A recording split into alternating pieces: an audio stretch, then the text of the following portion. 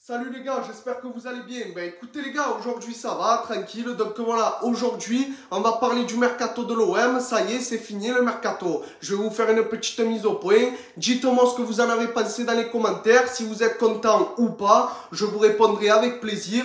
Moi personnellement, je suis content parce qu'on a fait un bon recrutement. On a recruté des bons joueurs, notamment pour commencer Geoffrey Kondogbia. On l'avait vu jouer il y a quelques années avec Monaco. C'était un bon joueur. Après il est parti à l'Atlético, il avait bien joué aussi. Et là maintenant il est venu chez nous. Ensuite, Renan Lodji, je connaissais pas du tout ce joueur, mais de ce que j'ai vu à l'Atlético, franchement c'était un bon joueur sur son côté gauche. D'ailleurs les 4 premiers matchs, il nous a prouvé que c'était un monstre. Franchement rien à dire.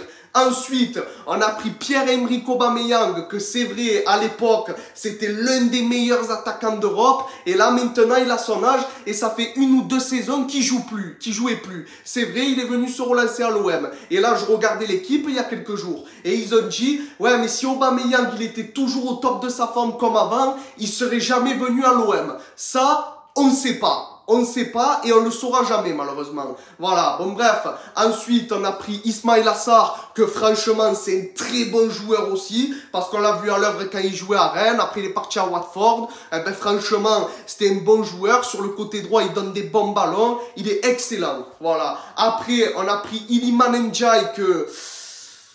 On attendait beaucoup de lui ce début de saison. Mais là, pour l'instant, il nous a pas montré grand-chose. Voilà, j'espère qu'il va nous montrer parce qu'on a joué que 4 matchs pour l'instant. Donc, j'espère qu'il va s'améliorer, qu'il va mieux jouer. Voilà, après, en dernier, on a pris Joaquim Correa en attaque aussi. Lui, on l'a vu jouer contre Nantes, ça va, il a bien joué. Franchement, je suis content. Ensuite, ça, c'était les arrivées. Maintenant, sur les départs.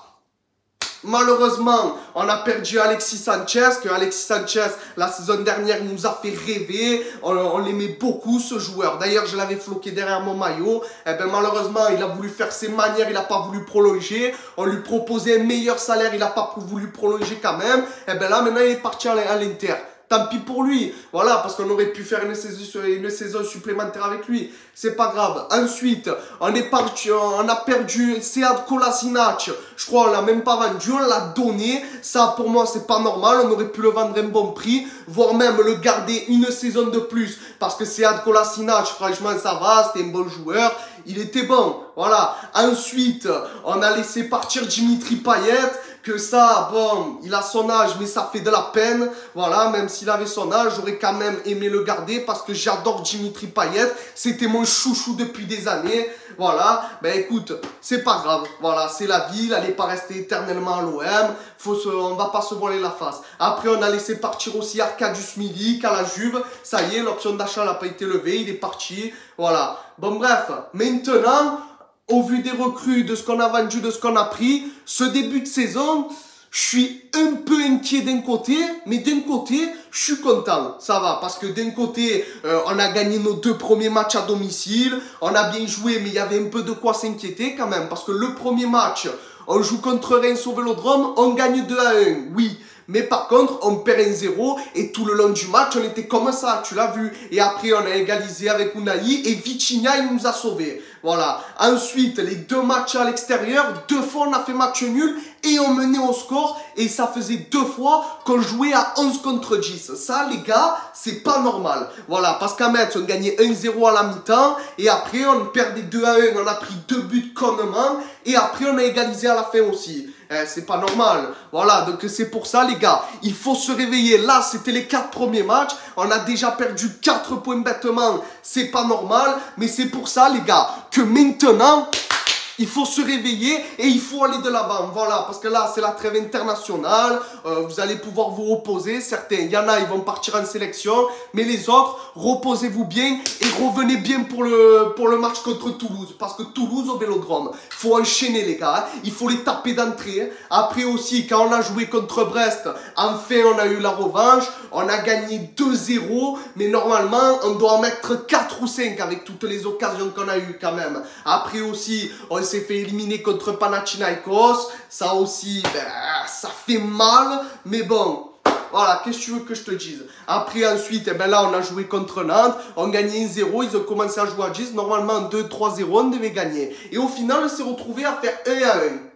Donc voilà, c'est pour ça, maintenant les gars, on a fait 2 erreurs. À partir de maintenant, faut se réveiller et faut mieux jouer. D'ailleurs, Pierre-Emerick Aubameyang, là, ces derniers temps, tu nous as fait peur parce que tu nous as fait un match de malade contre Panathinaikos. Mais là, en Ligue 1, tu n'as toujours pas marqué. Et nous, ce qu'on attend, c'est que tu nous marques enfin un but. Eh oui, si on t'a pas acheté pour rien, Pierre-Emerick. Il faut que tu nous fasses plaisir parce que déjà, Vitinha, franchement, je trouve qu'il s'est réveillé et je trouve que maintenant, il est meilleur. Voilà, et moi, j'ai confiance en ce joueur parce que lui, on l'a gardé. Pour moi, on a bien fait parce que c'est un bon joueur. Après, d'ailleurs, on a gardé des bons joueurs. On a gardé Mbemba, on a gardé Gigot. Mais par contre, ce qu'on aurait dû faire aussi, c'est faire dégager Balerdi. Hein. Faut dire la vérité. Voilà, on aurait dû le vendre. Au final, on l'a gardé. Qu'est-ce que tu veux que je te dise? Et on a pris Marcelino comme entraîneur. Donc d'ailleurs, Marcelino, maintenant, quand tu fais tes compos, fais-les correctement, s'il te plaît. Voilà, je t'en supplie, fais-les-moi correctement. Parce que tu me mets Vitinha et Aubameyang devant, faut plus que ça change ça. Parce que tu vas voir que maintenant, ça va changer. Moi, je crois en vous, les gars. Et je sais que cette saison, on peut faire quelque chose. Ah oui, j'ai oublié, on a laissé partir Matteo Guendouzi à la Lazio. C'est dommage parce que franchement, il nous avait fait vibrer, il a brillé à l'OM. Eh bien malheureusement, il est parti, c'est un peu dommage. Mais bon, après, d'un côté, on a trop de milieux, on a trop d'attaquants, il n'y a pas tout le monde qui a sa place, c'est ça le problème. Voilà, donc après, c'est sûr, il faut qu'il y en ait quelques-uns qui partent. C'est malheureux, mais bon, c'est comme ça. Voilà, donc les gars, je vais vous laisser là-dessus. On se retrouve pour le match contre Toulouse. Reposez-vous bien les gars. Et revenez en forme parce que c'est à partir de maintenant que ça commence. Là, c'était les 4 premiers matchs. On a gagné les 2 premiers à domicile. C'est très bien. D'ailleurs, contre Brest, on avait failli se prendre un but à un moment donné. On perdait mal les ballons. C'est pas normal. On perdait les ballons bêtement et on faisait trop d'erreurs. Donc c'est pour ça. Ça aussi, il va falloir travailler là-dessus. Il va falloir revenir meilleur. Donc c'est pour ça. Là, c'était les 4 premiers matchs. Maintenant, il faut se réveiller et il faut tout casser les gars. Parce que justement, on prend Toulouse, après on prend l'Ajax d'Amsterdam en Europa League, on va avoir un calendrier chargé jusqu'en décembre. Voilà, bon, pendant un moment, on va avoir un calendrier chargé. Donc après, on va à l'Ajax d'Amsterdam et après, on va à Paris. Et Paris, je me demande ce qui va se passer. Voilà, je sais pas ce qui va se passer, on verra bien. Tout simplement. Parce qu'après, c'est sûr, je préfère gagner le match au Vélodrome contre Paris le 31 mars prochain en 2024. Et si tu me dis, tu perds celui-là et tu gagnes au Vélodrome, je te dis oui. Mais je préférerais quand même gagner chez eux. Parce que quand même, ça nous donne la confiance et on peut y aller. Parce que pour moi, on est capable, les gars. Moi, je crois en vous. Donc, les gars, je vais vous laisser là-dessus. C'était Pipa Débrief. N'hésitez pas à liker, à vous abonner, à partager, à commenter et surtout à vous abonner. Bon, c'est pas obligatoire, mais ça me ferait plaisir, les gars. Voilà, donc je vous laisse là-dessus. C'était Pipa Débrief. Je vous dis à la prochaine. Ciao, les gars.